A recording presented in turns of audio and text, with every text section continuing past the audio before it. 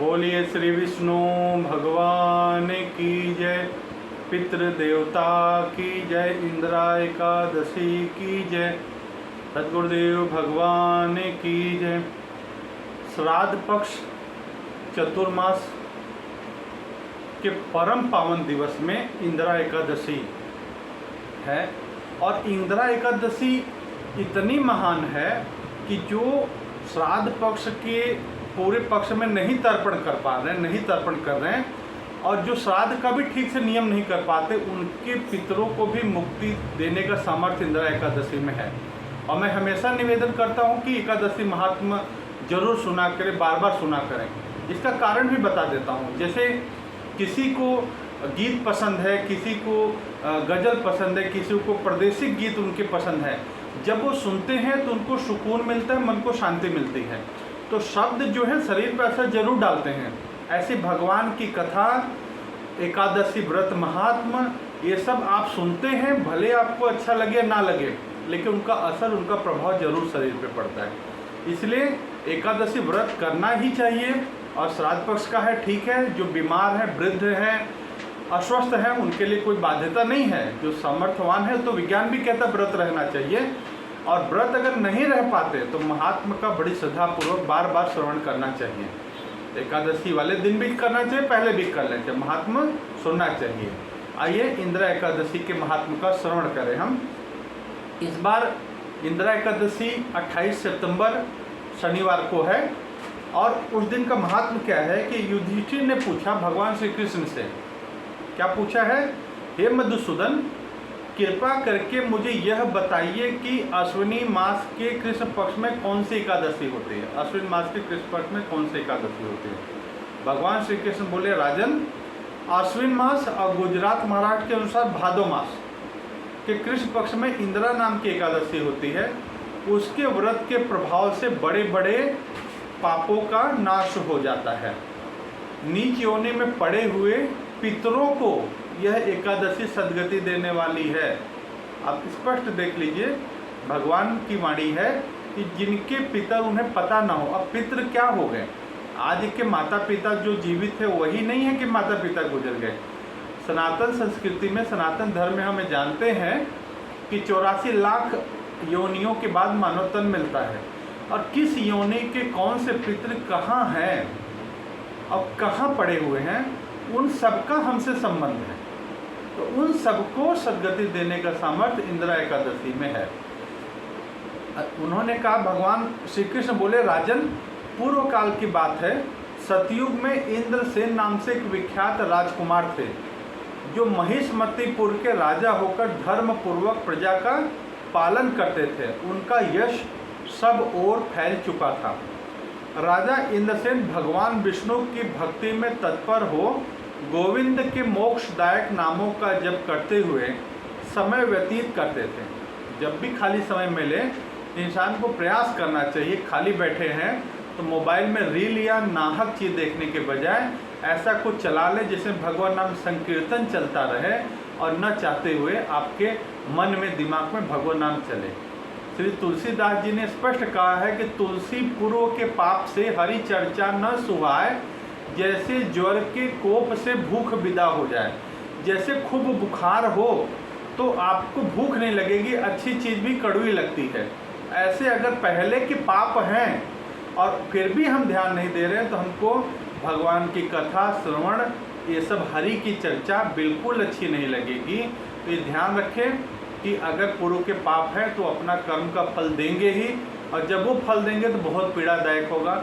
इसलिए अपना काम जरूर करें, धर्मानुकूल काम करें, ईमानदारी से काम करें, प्रयास पूरा करें, लेकिन काम करते हुए हर वक्त भगवान नाम संकीर्तन करते रहें, भगवान का जप करते रहें। और उन्होंने क्या बताया है, एक दिन राजा राज्यसभा में सुखपूर्वक बैठे थे। इतने में देवर्षि नारद आकाश से उतरकर वहां आ गए, राजा के यहाँ आ गए। उन्हें आया हुआ देखकर राजा हाथ जोड़कर खड़े हो गए।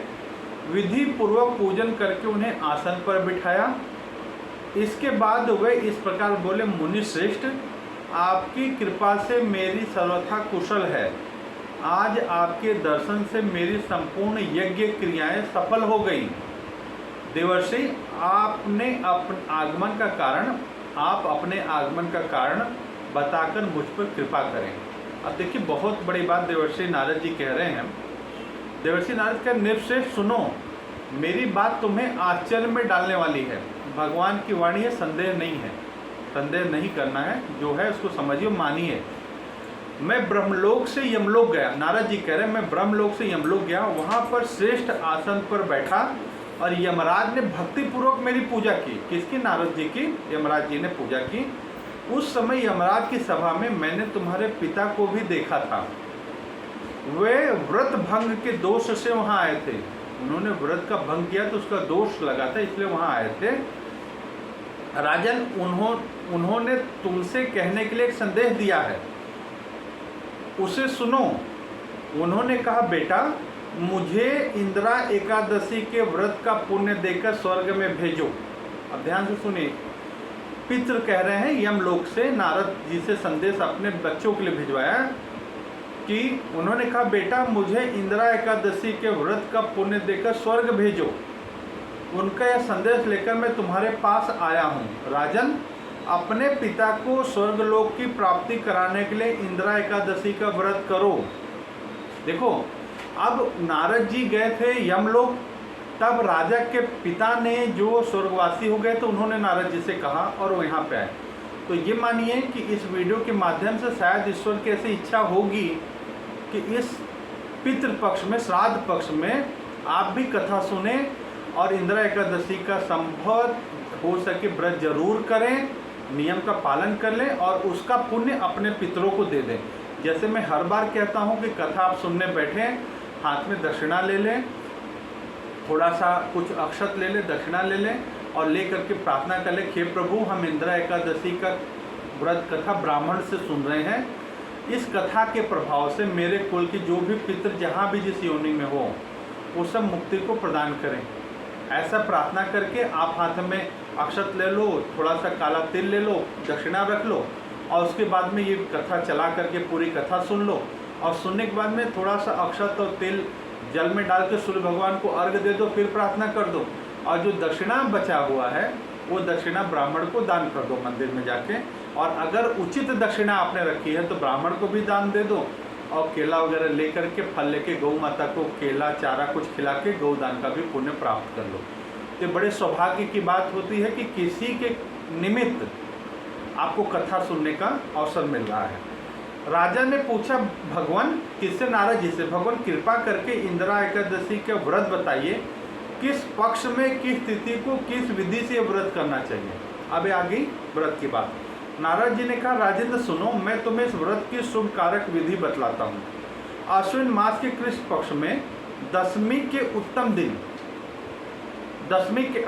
दिन श्रद्धा युक्त चित्त से प्रातःकाल स्नान करो, फिर मध्य काल में स्नान करके एकाग्र चित्त होकर एक समय भोजन करो, रात्रि में भूमि पर शयन करो और रात के अंत में निर्मल प्रभात होने पर एकादशी के दिन दातुन करके मुँह धो। अब एक स्पष्ट मैं बात बता रहा हूँ, मैंने पहले भी एकादशी में निवेदन किया था, जो हम लोग ये टूथपेस्ट करते हैं इसमें आप सभी लोग जानते हैं कि हड्डियों का चूरा होता है, इसके सोडियम के लिए बहुत ऐसी अशुद्ध चीज़ें भी होती हैं और अब तो स्पष्ट बात हो गई कि ये कैंसर का कारक भी है जो आयुर्वेदिक नहीं है ये। तो इससे अगर हम ब्रश मंजन करते हैं तो हमारा व्रत ही अशुद्ध हो जाता है। तो एकादशी के दिन कृपा करके निवेदन है, जैसे गुलाब चूर्ण पाउडर है, दातून है जैसे इसमें लिखा है, या वैसे ही आप उंगली से अच्छे से मालिश मल करके और कुल्ला कई बार करके जीभ साफ कर लें, या आयुर्वेदिक जैसा भी है, लेकिन ये केमिकल वाले रासायनिक टूथपेस्ट से बचें और अपने बच्चों को भी बचाएं। और इसमें देखिए कथा में ही लिखा हुआ है कि एकादशी के दिन दातुन करके मुँह धोए, इसके बाद भक्ति भाव से निम्नांकित मंत्र पढ़ते हुए उपवास का नियम ग्रहण कर लें। आद्य स्थित निराहार सर्वभोग विवर्जित शिव मोक्ष पुंडिकाक्ष शरणम में भयाच्युत। अब इसका मैं हिंदी अर्थ बता देता हूँ। कमल नयन भगवान नारायण, आज मैं सब भोगों से अलग होकर निराहार रहकर कल भोजन करूँगा, अच्युत आप मुझे शरण दें। अब यहाँ पे दो बातें हैं, मैंने स्पष्ट कहा है कि गर्भवती जो माताएं बहनें हैं, क्योंकि गर्भ शिशु है उससे तकलीफ नहीं देना है, वो भी व्रत का उनके लिए ज़बरदस्ती नहीं है, वृद्ध हैं, बीमार हैं, बच्चे हैं। और निर्जला व्रत आप निराहार मतलब आहार नहीं लें, लेकिन फलाहार ले सकते हैं। फलाहार लेकर के आप निराहार रहें, आहार नहीं फलाहार ले लें, उससे करके संकल्प कर लें कि मैं आज सारे दिन उसमें कल भोजन करूंगा और आज क्या है कि आपकी शरण में रहूंगा। अब जिस दिन सारा दिन शरण रहना है उस दिन भगवान नाम संकीर्तन, नारायण नाम संकीर्तन का पाठ जरूर करें।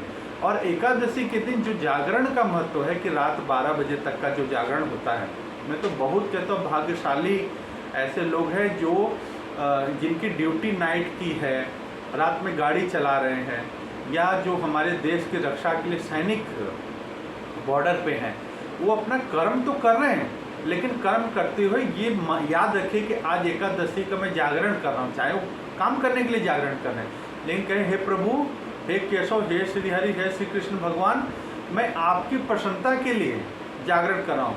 अब रात के 12 बजे तक कर लिया तो उत्तम है, और ज़्यादा आपको करना ही पड़ा तो अच्छा है और अच्छा है।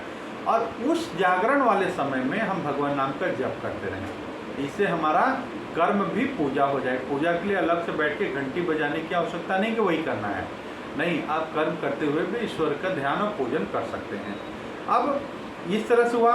इस प्रकार नियम करके मध्य काल में पितरों की प्रसन्नता के लिए सालाग्राम शिखा के सम्मुख विधि पूर्वक श्राद्ध करो तथा दक्षिणा से ब्राह्मणों का सत्कार करके उन्हें भोजन कराओ। देखिए, अब रोज आप जानते हैं कि मैं 11:30 बजे धर्म जीवन चैनल पे श्राद्ध तर्पण कराता हूँ श्राद्ध का। अब इसीलिए मैंने पहले भी निवेदन आप लोगों से किया कि आपके संपर्क में जितने लोग हों उनको धर्म जीवन DHARMJEEVEN धर्म जीवन है मेरा, उसको सब्सक्राइब जरूर कराएं। और कई बार भाइयों के पास समय नहीं तो घर की बहनों देवियों का मोबाइल सब्सक्राइब कराएं। और तर्पण का आप नहीं कर सकते, घर के देवियों को कहें वो तर्पण किया करें। और एकादशी के दिन आप 11:30 बजे धर्म जीवन चैनल से जुड़ जाएंगे तो तर्पण का कार्यक्रम हम जरूर कराएंगे जैसा नियम होता है कुतुब काल में। और बाकी अगर किसी को और पहले करना है तो तर्पण का वीडियो एक दिन पहले वाला आप चला करके देख के भी तर्पण का नियम कर सकते हैं उस तरह से।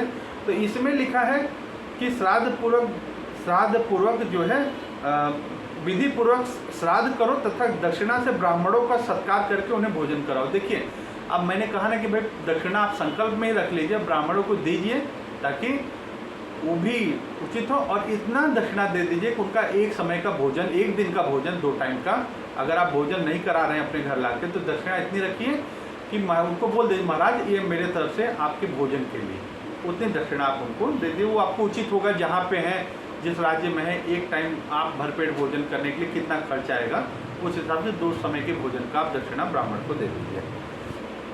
पितरों को दिए हुए अन्न में पिंड को सूंघ कर गाय को खिला दे। देखिए, पितरों के दिए देने के लिए पिंड बनते हैं, पिंड बनाते हैं, वो जौ के आटे का, चावल के आटे का बनता है।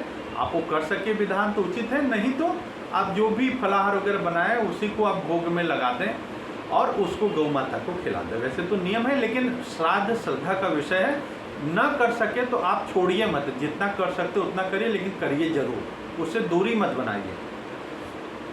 पिंड को सूंघकर गाय को खिला दे, फिर धूप और गंध आदि से भगवान ऋषिकेश का पूजन करके रात्रि में उनके समीप जागरण करिए। देखिए, बहुत मुझे तो लगता है जो मंडल वाले हैं, ये सब हैं, इनको रात्रि में जागरण सामूहिक करना चाहिए सब मिल करके, कि कहीं एक जगह स्थान पे इकट्ठा हो जाए, 12 बजे तक, 12:30 बजे तक जागरण करें, और जिससे दोनों मतलब आपका परमार्थ भी पूरा हो और स्वास्थ्य भी ठीक रहे। और जागरण के तत्पश्चात सवेरा होने पर द्वादशी दिन पुनः भक्तिपूर्वक श्री हरि की पूजा करें। उसके बाद ब्राह्मणों को भोजन कराकर भाई बंधु नाती पुत्र आदि के साथ स्वयं मौन होकर भोजन करें। वैसे भी कहा है कि भोजन करते समय बात नहीं करना चाहिए, ये तो कहा ही है, आप सभी जानते हैं, साइंटिफिकली कहे वैज्ञानिक, तो भोजन करते समय बात करने से अन्न का कण श्वास नली में फंस जाए तो बहुत अधिक नुकसान होने की संभावना होती है, इसलिए मौन पूर्वक ही भोजन करना चाहिए, चबा चबा कर। राजन, इस विधि से आलस रहित होकर यह व्रत करो। ये नारद भगवान ने पूरा विधान बता दिया। इससे तुम्हारे पितर भगवान विष्णु के बैकुंठ लोक को चले जाएंगे। देखिए, वो यम लोक से बैकुंठ लोक चले जाएंगे सिर्फ एक दिन का व्रत करने से। अगर पितर होते हैं तो हम सभी को व्रत जरूर कर लेना चाहिए, ऐसा मेरा निवेदन है जो स्वस्थ हैं उनके लिए। भगवान श्री कहते हैं, राजन, राजा इंद्रसेन से ऐसा कहकर नारद जी अंतर ध्यान हो गए। राजा ने उनकी बताई हुई विधि से अंतपुर के रानियों, पुत्रों और भृत्यों सहित उस उत्तम व्रत का अनुष्ठान किया, मतलब अपने बच्चे, पत्नी और परिवार के लोगों के साथ में। कुंती नंदन, व्रत पूर्ण होने पर आकाश से फूलों की वर्षा होने लगी। इसको भी मैं बताऊंगा। इंद्रसेन के पिता गरुड़ पर आरूढ़ होकर श्री विष्णु लोक को चले गए और राजश्री इंद्रसेन के निष्कंटक राज का उपयोग करके अपने पुत्र को राज सिंहासन देकर बिठाकर स्वयं स्वर्गलोक को चले गए। इस प्रकार मैंने तुम्हारे सामने इंदिरा एकादशी व्रत के महात्मा का वर्णन किया है। इसको पढ़ने और सुनने से मनुष्य सब पापों से मुक्त हो जाता है। अब वो फूलों की वर्षा, देखिए फूलों की वर्षा ऐसा नहीं कि फूल पेड़ के तोड़ के ले गए ईश्वर वहाँ से गिरा रहे हैं। अगर आप ये इंदिरा एकादशी का व्रत कर रहे हैं, जितना आपसे बन पड़ता है, आप बिल्कुल मन में ऐसा मत रखिए कि इतना कर्म कांड विधि विधान नहीं। शास्त्र में श्रद्धा का बहुत बड़ा महत्व है। आप मान करके संकल्प करके करिए और उसके बाद में अगर आपके पास से ब्राह्मणों को दक्षिणा देने का भी सामर्थ्य नहीं, तो भी ऐसा नहीं कि आपको इंदिरा एकादशी व्रत नहीं करना, व्रत करिए। नहीं सामर्थ्य है तो 1 रुपया 10 रुपया जो है उतना ही आप वहाँ पे मंदिर में चढ़ा दीजिए, वो भी मान्य होगा, लेकिन करिए जरूर।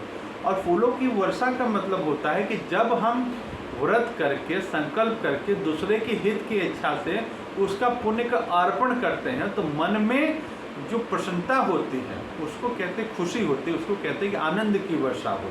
तो आनंद की वर्षा फूलों की वर्षा है।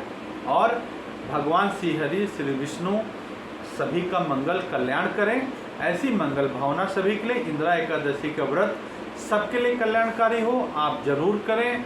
न पूरा आप श्राद्ध कर सके तो मेरे साथ धर्म जीवन चैनल पर 11:30 बजे जुड़ करके आप तर्पण जरूर कर लें। नहीं दोपहर में समय मिलता तो उसमें तर्पण के विधि के वीडियो हैं धर्म जीवन पे, उससे आप वीडियो चला करके सुबह के समय करके जाएं, जैसे आपका विधान हो। सबका मंगल हो, सबका कल्याण हो, भगवान समस्त विश्व का कल्याण करे, ऐसी मंगल कामना। हरिओम हरिओम हरिओम हरि।